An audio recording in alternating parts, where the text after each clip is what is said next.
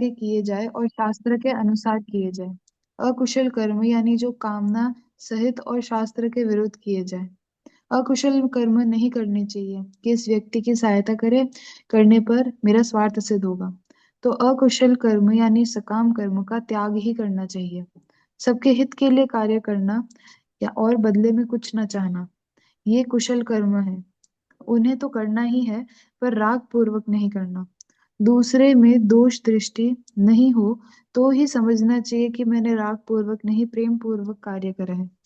अकुशल कर्म छोड़ने हैं पर द्वेष पूर्वक नहीं, और कुशल कर्म करने हैं पर राग पूर्वक नहीं। योग यानी क्षमता, कार्य के सफल होने पे ना ज्यादा फूलना और कार्य के असफल होने पे ना ज्यादा रोना। कार्य की सिद्धि असिद्धि और उसके फल की सिद्धि असिद्धि में सम रहना। सम ममता और कामना के त्याग से हो सकते हैं कि मेरा कुछ नहीं, मुझे कुछ नहीं चाहिए। ममता के त्याग से कामना का त्याग हो जाता है, कामना के त्याग से राग का त्याग हो जाता है। राग की निवृत्ति होते ही क्षमता में स्थिति हो जाती है। नारायण नारायण नारायण नारायण।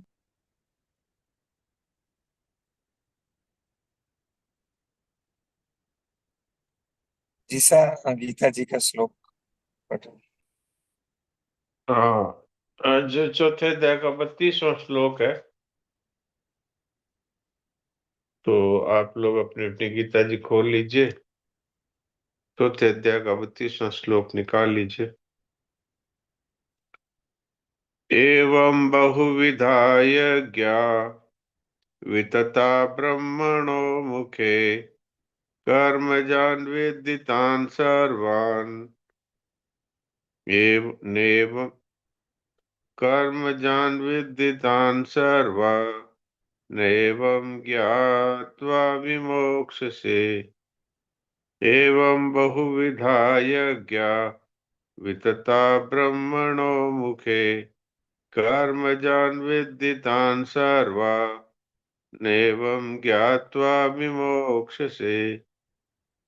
इस प्रकार और भी बहुत तरह के यज्ञ वेद की वाणी में विस्तार से कहे गए हैं। उन सब यज्ञों को तू कर्मजन्य जान। इस प्रकार जानकर यज्ञ करने से तू कर्म बंधन से मुक्त हो जाएगा। जिसने कर्म करते हुए भी उससे निर्लिप्त अर्थात कर्तृत्व अभिमान से रहित और फलेच्छा से रहित रहने की विद्या को जान लिया है, वह कर्म बंधन से मुक्त हो जाता है। तो आप में से जो पाठ करना चाहे वो हैंड रेज कर दे। कान्हा। राम राम। राम राम। एवं बहुविधा यज्ञा वित्ता ब्रह्माणो मुखे कर्मजान् विद्येतान् सर्वा नैव जात्वा विमोक्ष्यसे। तो एक तो ब्रह्मणो बोला, ये ब्रह्मणो है, और दूसरा ब्रह्मण ब्रह्मणो, ब्रह्मणो और दूसरा तान सर्वा नेव बोला, नेवम है। तो एक बार तान् दोबारा बोलो।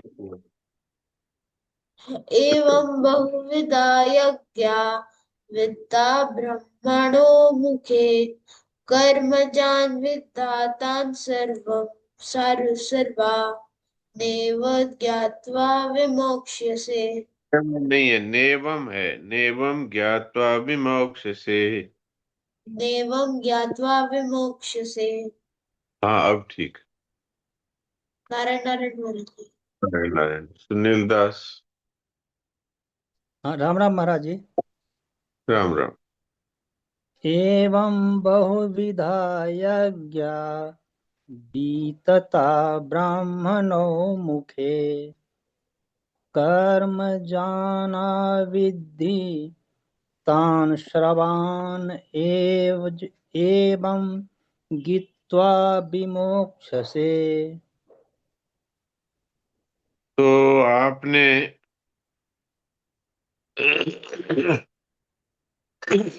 कर्मजान विद्यतान सर्वान, कर्मजान विद्यतान सर्वा नैवम ज्ञातो विमोक्ष से, इसमें ठीक नहीं बोला। और वीतता ये वितता है, इसको वितता बोला। ये वी बड़ा नहीं है, छोटा है। एक बार दोबारा बोलिए। एवं बहुविधा यज्ञा वितता ब्राह्मणो मुखे वितता कर्मजानि एवं कर्मजानि यज्ञ वितता। वितता वितता नहीं है। वी छोटा है, ह्रस्व है। आप इसको दीर्घ बोल रहे हैं। वितता ब्रह्मणो बोलते हैं, वितता नहीं है ये, वितता ब्रह्मणो मुखे। वितता ब्राह्मणो मुखे। वितता नहीं, वितता ब्रह्मणो मुखे। वी को लंबा नहीं खींचना है, वितता। वितता ब्राह्मणो मुखे। हाँ, अब ठीक है। निचला निचला लाइन कर्म बोलिए।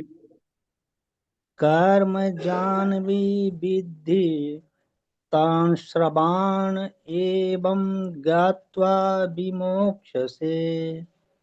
सर्वान एवं क्यों बोलते हैं आप? संधि विच्छेद क्यों करते हैं? जैसा है वैसा ही बोलिए ना। तान सर्वा नेवं ज्ञात्वा विमोक्ष्यसे। तान् सर्वान् एवं ज्ञात्वा सर्वान विमोक्ष। क्यों बोलते हैं? सर्वान कहाँ है यहाँ? तान सर्वा बोलिए। तान सर्वा तान् सर्वा नेवं ज्ञात्वा विमोक्ष्यसे। नेवं ज्ञात्वा विमोक्ष्यसे। ज्ञात्वा नहीं, ज्ञात्वा विमोक्ष्यसे। ज्ञात्वा विमोक्ष्यसे। हाँ, तो तान सर्वा और फिर तान् नेवम सर्वा ज्ञात विमोक्ष से बोलिए। तान् सर्वान् एवं सर्वान ज्ञात्वा विमोक्ष्यसे। तान सर्वा तान् सर्वा और नेवम ज्ञात्वा विमोक्ष से। नेवं ज्ञात्वा विमोक्ष्यसे। हाँ, अब ठीक है। इसका कई बार प्रणाम महाराज। अभ्यास करके हो जाएगा सही। हरि और प्रभु।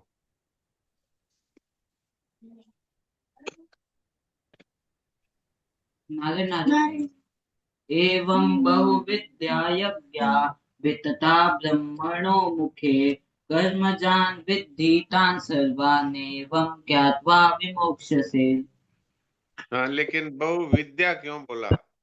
एवं बहुविधा यज्ञ। एवं बहुविद्या यज्ञा। हाँ, अब ठीक। इसका पूरा बोलो दोबारा श्लोक।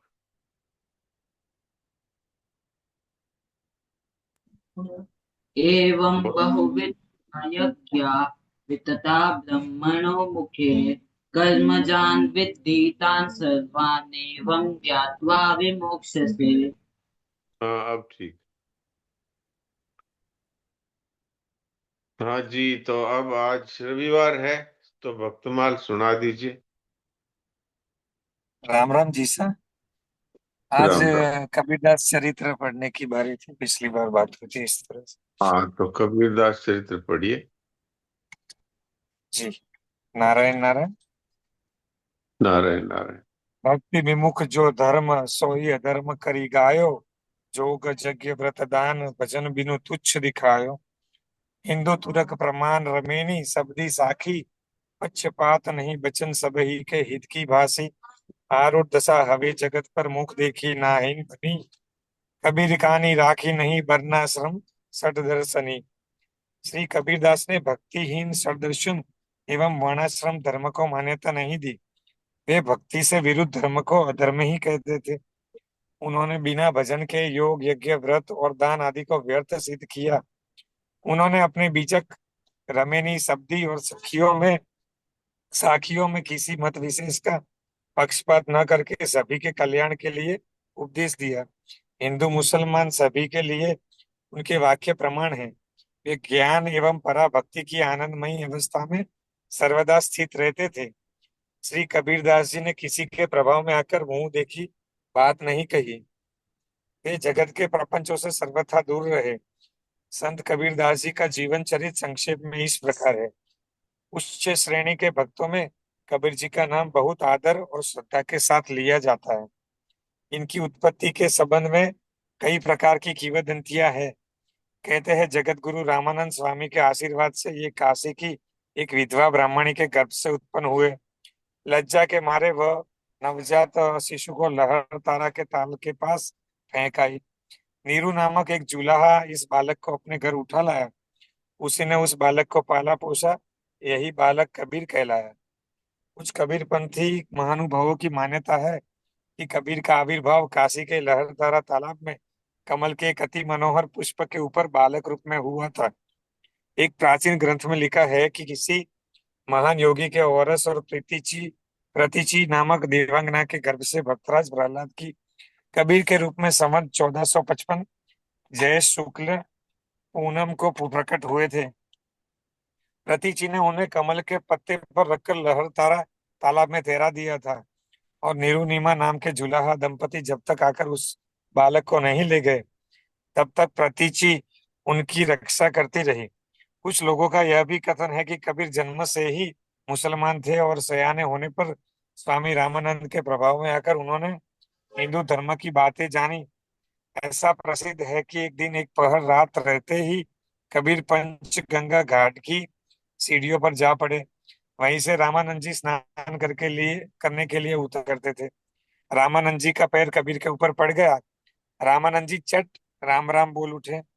कबीर ने इसे ही श्री गुरुमुख से प्राप्त दीक्षा मंत्र मान लिया और स्वामी रामानंद जी को अपना गुरु कहने लगे। स्वयं कबीर के से हम काशी में प्रकट भये रामानंद चिताए। मुसलमान कबीरपंथियों की मान्यता है कि कबीर ने प्रसिद्ध सूफी मुसलमान फकीर शेख तकी से दीक्षा ली थी, परंतु कबीर ने शेख तकी का नाम उतने आदर से नहीं लिया है जितना स्वामी रामानंद का। इसके सिवा कबीर ने पीर पीताम्बर का नाम भी विशेष आदर से लिया है। इस बातों से यह सिद्ध होता है कि कबीर ने हिंदू मुसलमान भेदभाव मिटाकर हिंदू भक्तों तथा मुस्लिम फकीरों का सत्संग किया और उनसे जो कुछ भी तत्व प्राप्त हुआ उसे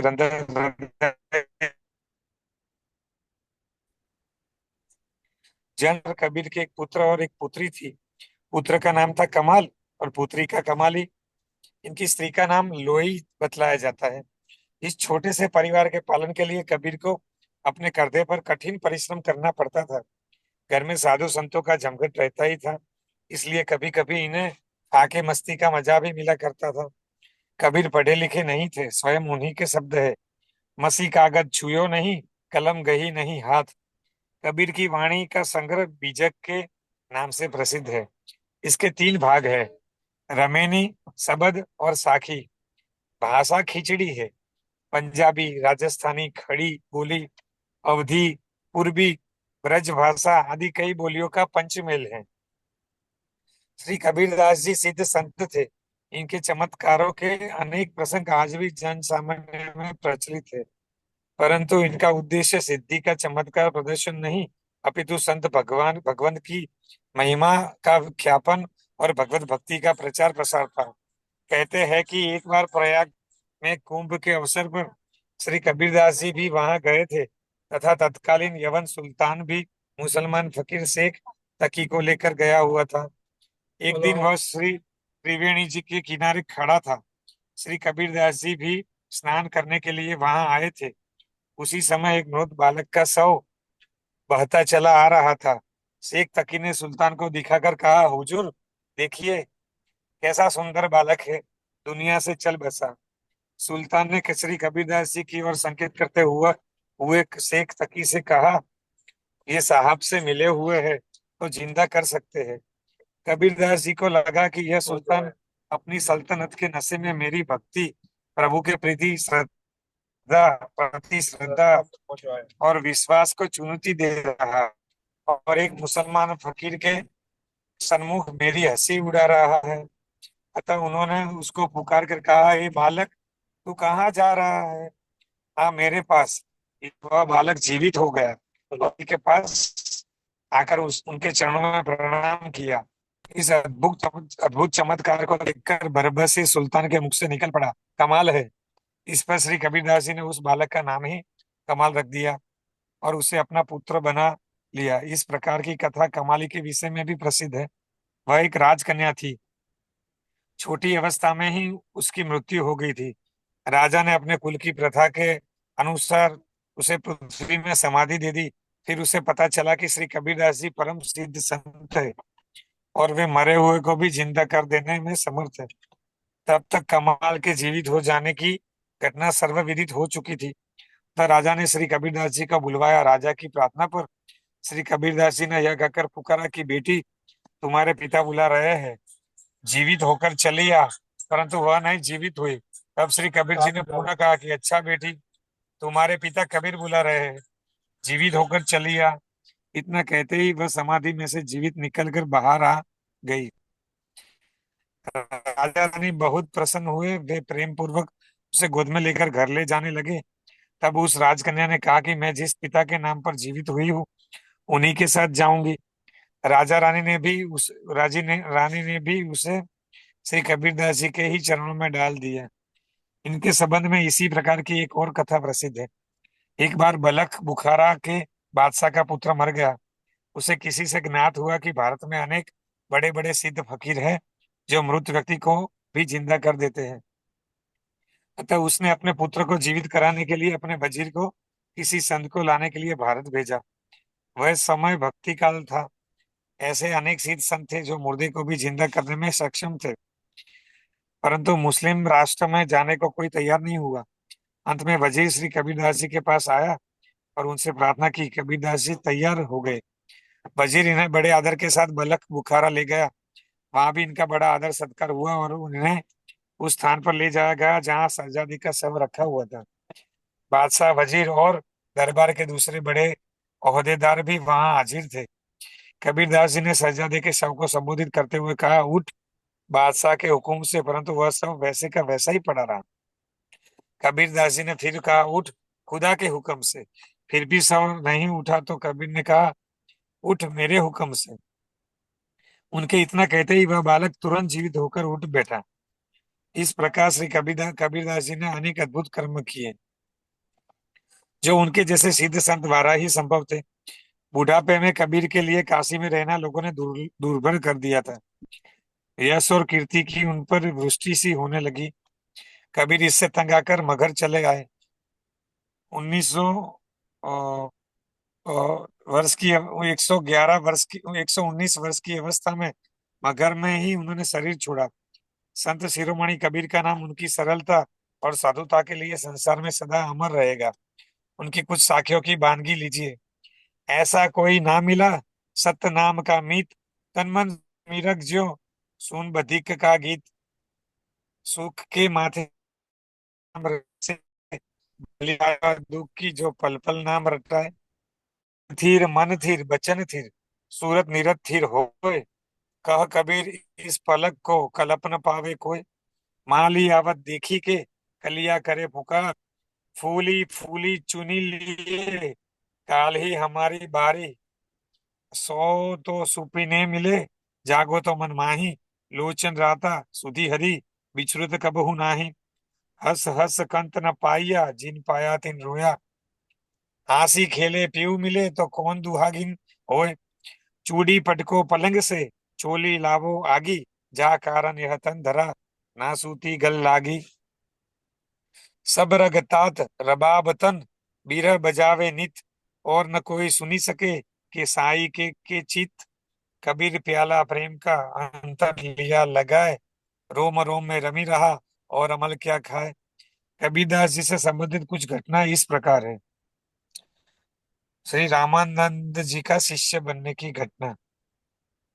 श्री कबीरदास जी की बुद्धि अत्यंत गंभीर थी और उनके हृदय प्रेम भक्ति से सर्वथा परिपूर्ण एवं अति सरस था। उन्होंने भक्ति भाव को अपनाकर जाति पाति में विवाद विवाद समझकर उसे बिल्कुल त्याग दिया था।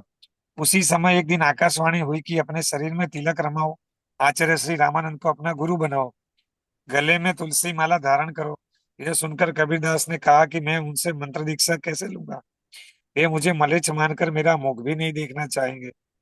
पुनः आकाशवाणी ने कहा, वे गंगा स्नान करने जाते हैं, उस समय मार्ग में अपने को उनके चरणों में डाल देना।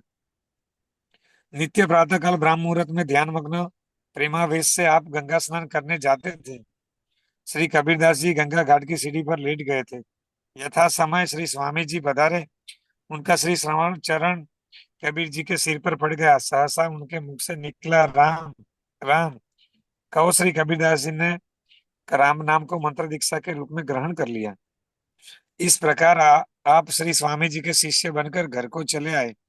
श्री कबीरदास जी ने वही किया जैसा कि आकाशवाणी ने कहा था, अर्थात अपने शरीर पर रामानंदीय द्वादश तिलक लगाया और गले में तुलसी कंठी बांध ली। अपने लड़के का साधु वेश देखकर एवं उसे रात दिन राम नाम जपते देखकर माता ने इससे बड़ा उत्पात माना और बड़ा हल्ला मचाने लगी कि मेरे लड़के को किसी ने हिंदू बाबा जी बना दिया। धीरे धीरे यह बात श्री रामानंद जी के पास तक पहुंच गई। फिर किसी ने आकर यह भी बताया कि जब कोई उससे पूछता है कि तुम किसके शिष्य बन गए हो, तब वह आपका ही नाम लेता है। यह सुनकर श्री स्वामी जी ने आज्ञा दी कि उसे पकड़कर मेरे पास ले आओ। आज्ञा अनुसार लोग कबीरदास जी को बुला लाए। पर्दे के पीछे बैठकर श्री स्वामी जी ने पूछा, हमने तुमको कब शिष्य बनाया? तब कबीरदास जी ने गंगा घाट की सब घटना स्मरण कराई और बोले, श्री राम नाम ही महामंत्र है। यह बात सभी शास्त्रों में लिखी है। वही प्रदान कर आपने मुझे शिष्य बनाया।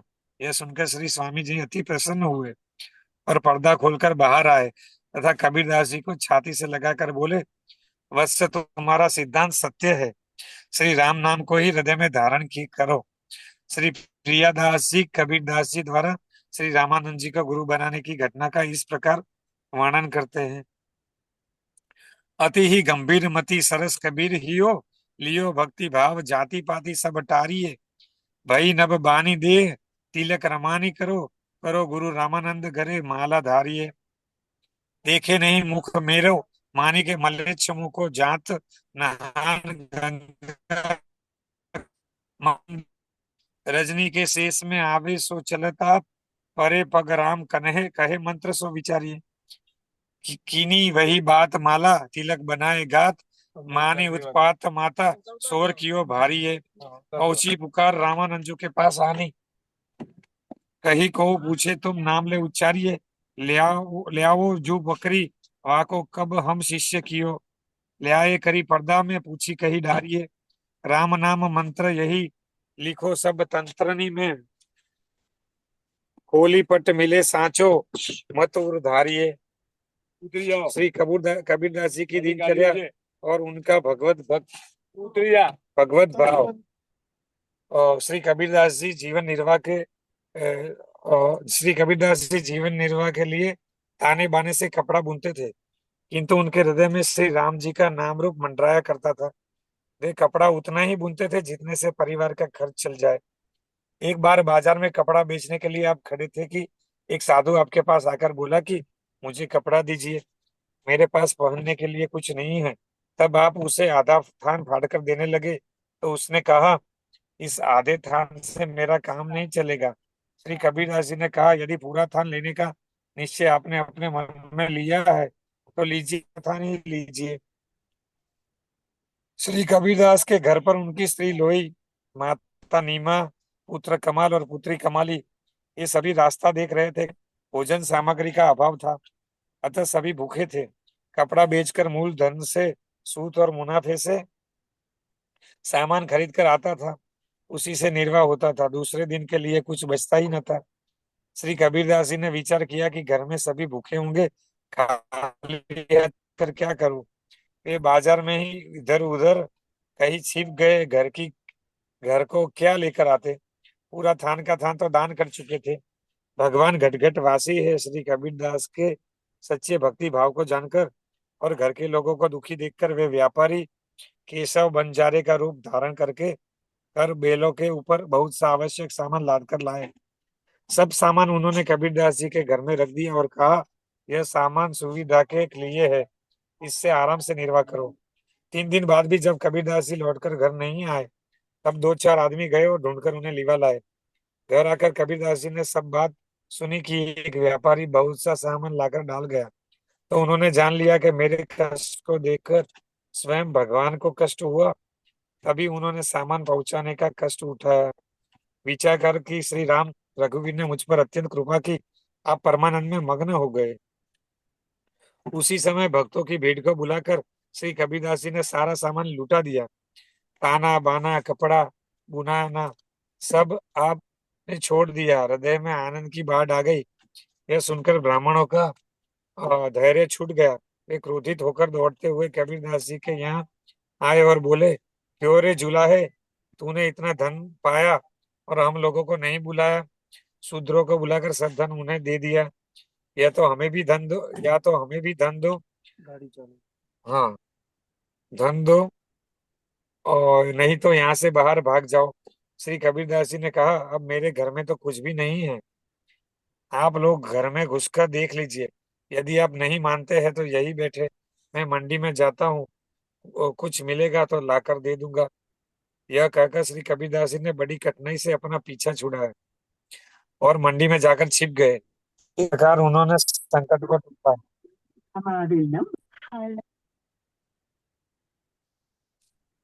जी सर, 1 मिनट, बीच में फोन आ गया, काट दिया।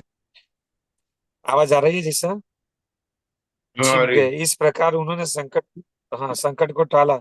इसी समय भगवान श्री कबीरदास जी का रूप धारण करके आए और बहुत सा धन लाए। उन्होंने आदर पूर्वक ब्राह्मणों को धन देकर उनका समाधान किया। वे लोग धन लेकर बड़े सुखी हुए। इस प्रकार भगवान ने अपने भक्त की उज्जवल कीर्ति को संपूर्ण जगत में प्रकाशित किया। श्री प्रियादास जी ने कबीरदास जी की आजीविका और भगवत भक्ति का वर्णन अपने कवित्वों में इस प्रकार किया है। जिस तरह पिछली ये पढ़ना जो बात है वही इस वाणी में है। अभी कितना बाकी है? जी सा ये मोबाइल से पढ़ो। कबीरदास के जीवन के कुछ चमत्कार आ रहे हैं आगे फिर बात में। हाँ, तो इसको, ये अभी जो इनकी पांच वाणी सात है ये, मिनट है अपने पास। हाँ तो अभी पढ़ दीजिए जितना पढ़ा जा सके। जी। ब्राह्मणों को संतुष्ट करके भगवान ने ब्राह्मण का रूप धारण किया और वहां पहुंचे जहाँ श्री कबीरदास जी छिपकर बैठे थे। भगवान ने श्री कबीरदास जी कहा, तू यहाँ पर पड़ा हुआ भूखों क्यों मरता है? श्री कबीरदास जी के घर पर जा। कबीर जो भी कोई वहां जाता है उसे वे 2.5 सेर अन्न देते हैं। इसलिए अब तू देर मत कर, वही चला जा, जल्दी से जा। श्री कबीरदास जी घर को आए और सब समाचार देख सुनकर प्रेमानंद में पूर्ण रूप से मग्न हो गए। भगवान के द्वारा किए गए नए नए कौतुकों से तथा वैभव की वृद्धि से परम अकिंचन भक्त श्री कबीरदास जी का धैर्य कैसे रहे? बढ़ती हुई प्रतिष्ठा को घटाने के लिए श्री कबीरदास ने भी नए नए कौतुकों की रचना प्रारंभ कर दी। एक दिन आपने एक वेश्या को अपने साथ में ले लिया। उस समय ऐसा मालूम होता था कि भजन भाव को छोड़कर ये उसी के रंग में रंग गए है।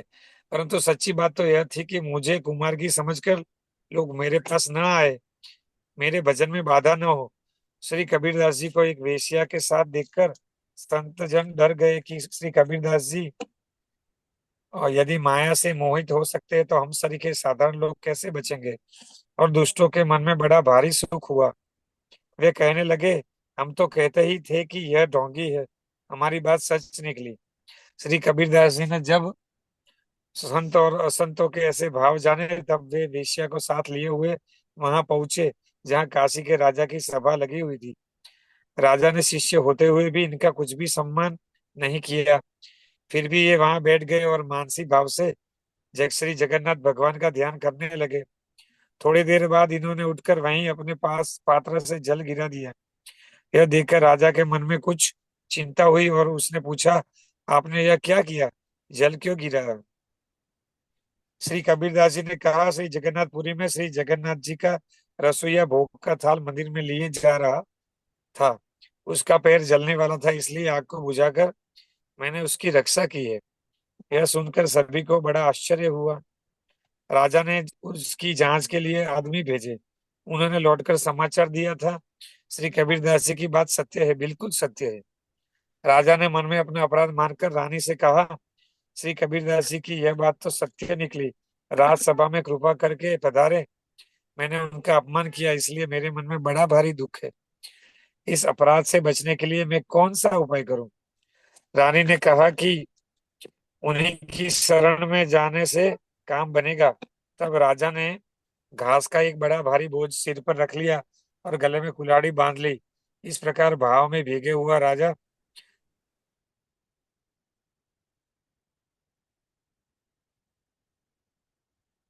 रानी राजा रानी को साथ में लेकर श्री कबीरदास जी के शरण में चला। राजा रानी लोक लज्जा का सर्वथा परित्याग कर दिया था, तो दोनों बाजार से होकर निकले। हमने बड़ा अनुचित कार्य किया है, ऐसा सोच सोच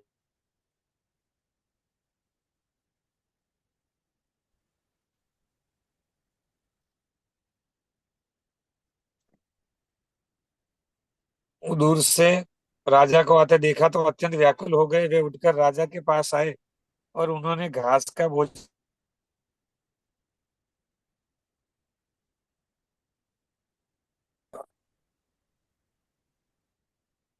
खुलवा दी। राजा रानी के भाव से श्री कबीरदास जी अत्यंत संतुष्ट हो गए। मैं तुम्हारे ऊपर रुष्ट नहीं हूँ, ऐसा कहते हुए उन्होंने उपदेश देकर उन्हें आनंदित किया। श्री कबीरदास जी के इन चरित्रों का श्री प्रियादास जी ने अपने कवित्व में इस प्रकार वर्णन किया है। श्री कबीरदास जी और बादशाह सिकंदर लोदी।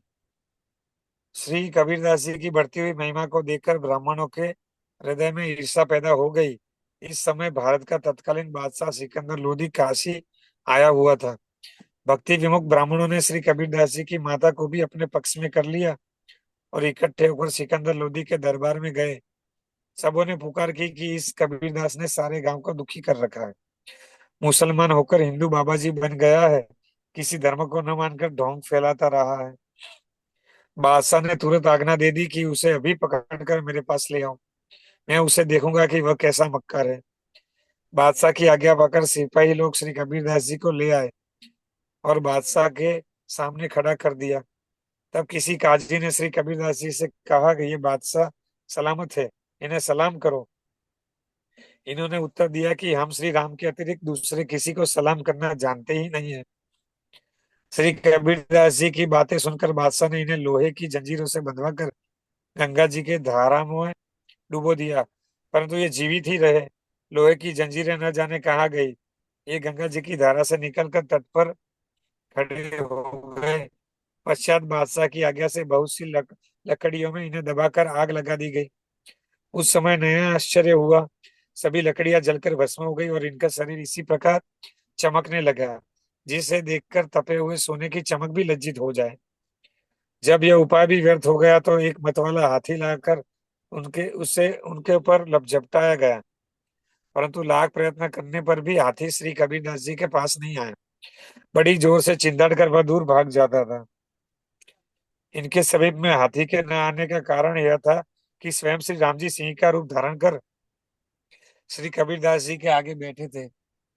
बादशाह सिकंदर लोदी ने श्री कबीरदास जी का ऐसा अद्भुत प्रभाव देखा तो वह सिंहासन से कूदकर इनके चरणों में गिर पड़ा और हाथ जोड़कर प्रार्थना करने लगा कि अब आप कृपा करके ईश्वर के कोप से मुझे बचा लीजिए। श्री कबीरदास जी ने कहा, अब कभी भी किसी साधु संत के ऊपर ऐसा गजब न करना। बादशाह ने कहा, प्रभु गांव देश तथा अनेक सुख सुविधा के सभी सामान जो जो आप चाहे वह सब मैं आपको दूंगा। तब आपने उत्तर दिया, हम तो केवल श्री राम जी को चाहते हैं और उन्हीं को अष्ट प्रहर जपते हैं, दूसरे किसी धन से हमें कुछ भी प्रयोजन नहीं है। इस प्रकार बादशाह से सम्मानित होकर आप अपने घर आए। ठीक है, किस्सा अब यहाँ इसको तक है। यहीं पे छोड़ते। नारायण नारायण। नारायण थोड़ी देर नारायण। के लिए शांत हो जाइए।